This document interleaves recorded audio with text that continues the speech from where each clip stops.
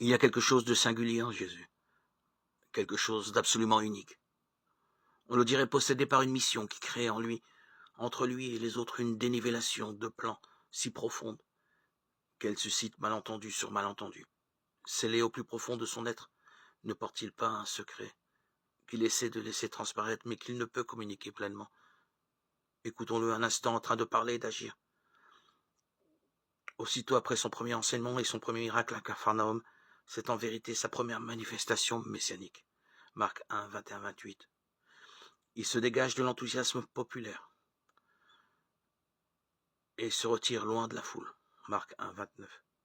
De même, quelques jours après, alors que, devant toute la ville rassemblée, Marc 1, 33, il vient de réaliser une merveilleuse journée de miracle. Il sort à nouveau hors de la ville et s'en va seul prier dans le désert. De son attitude, la signification est nette. Il refuse, manifestement, d'exploiter un triomphe qui ne demande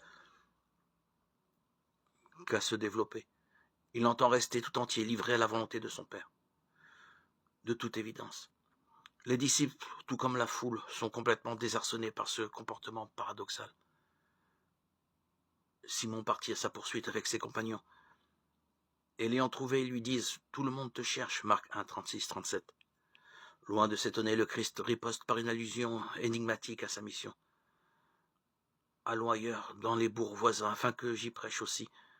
C'est pour cela que je suis sorti. Marc 1, 38. Très délicatement, n'oriente-t-il pas l'esprit de ses auditeurs vers le mystère de sa personne? Mais quelle pudeur infinie enveloppe cette discrète confidence.